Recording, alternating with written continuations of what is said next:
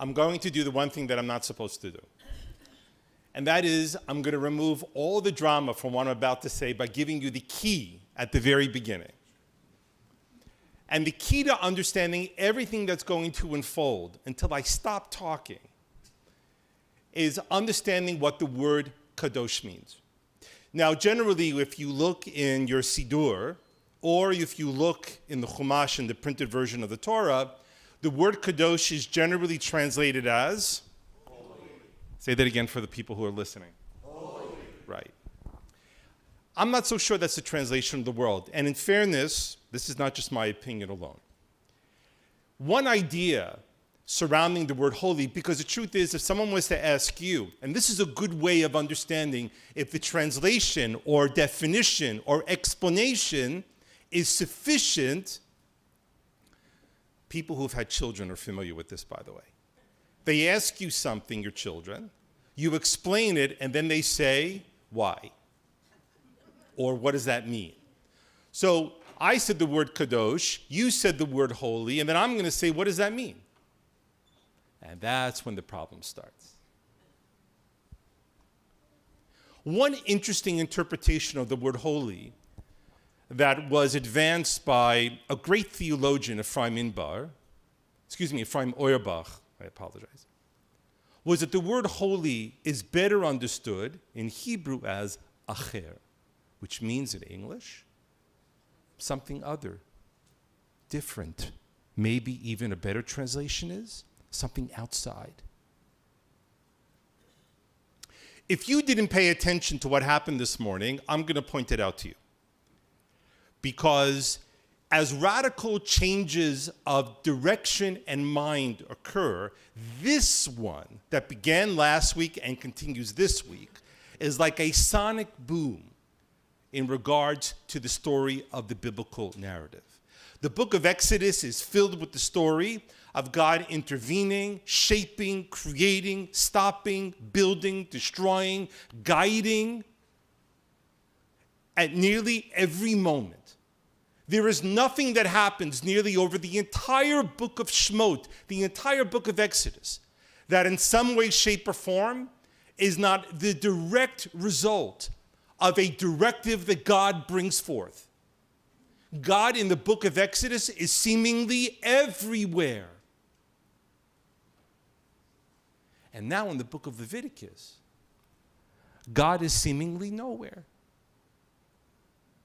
We don't hear from God. God doesn't really talk very much. What we in fact see over the course of Sefer Vayikra, the book of Leviticus, is the story now of God going out from the greater world and God now being concentrated in this very small spot. And what is this small spot called? It's called the Mishkan in Hebrew, this mobile temple, this portable tabernacle that eventually is transformed into Solomon's temple, the first temple, and the second temple. God's not running all over the world trying to fix all the problems. God now is in this tiny little place. How do we understand that? Yechezkel Koifman, who is a great biblical researcher, once asked the question, what's monotheism? Let's go back to definitions. What's monotheism? Most people say that monotheism is the belief in one God. But the problem is that in the ancient world, there were monotheists. Monotheism was not a radical departure from how the world generally functioned. We know, for example, that the Egyptian pharaoh, Merneptah, that he did worship one God. So monotheism was not a remarkable or bizarre thing.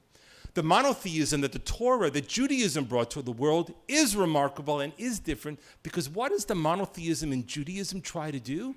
The monotheism in Judaism not only tried to do, but successfully did, was take God out of the world. In other words, God is not seen in the sun, God is not in the water, God is not in the trees.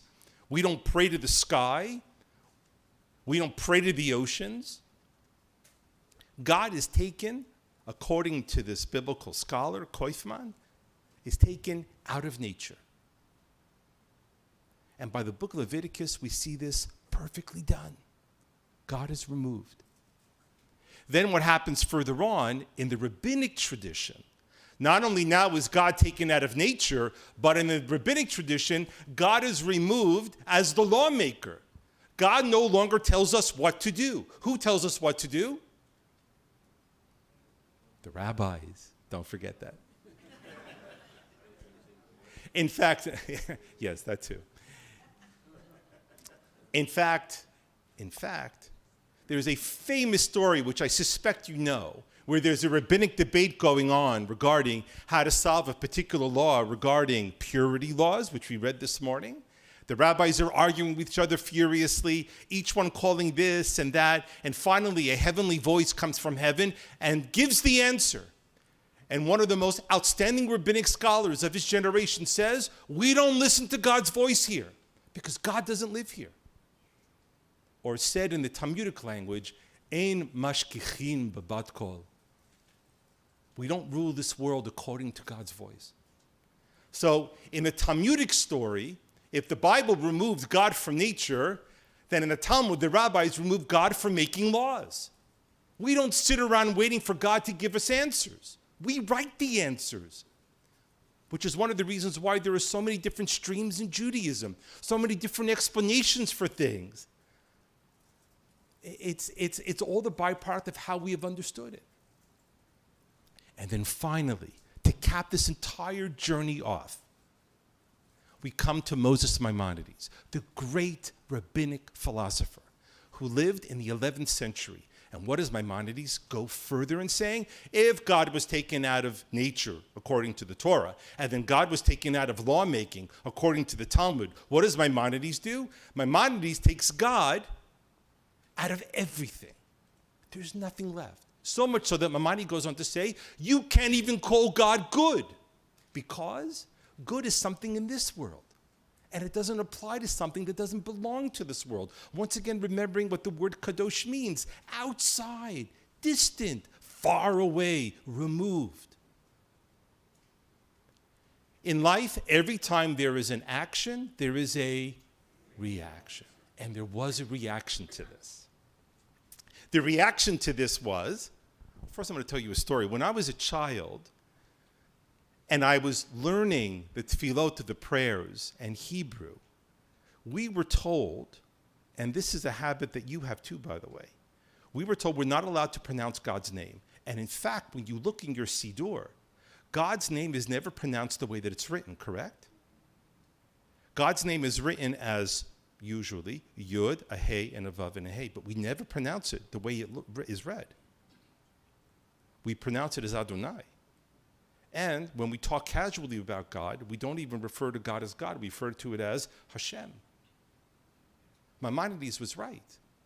We've taken God out of nearly everything. The reaction to this was the Kabbalistic movement. The Kabbalistic movement swept through the Jewish world about 100 or 200 years after Maimonides died. And what did the Kabbalistic movement say? It said, you ever see the sfirot and the Kabbalistic movement? You know, these circles and things like that. Sometimes you see a chamsa, you know, the hand, chamsa from the word chamesh, a chamsa, and that it has circles around it too. This is all the sense that they imagined that God was like the sun. And you can't see the sun. What do you see when you look in the sky? Is that the sun? No. You see the effect of the sun. The light that you see is the throw-off of the reactions that come from the core of the sun. And the Kabbalists say that God was like the sun, that the rays that pour out, we feel it, although we don't actually see God. In the end, you could probably say that the question boils down to if this is a contradiction or if it's a paradox. In English, we could see it in this way.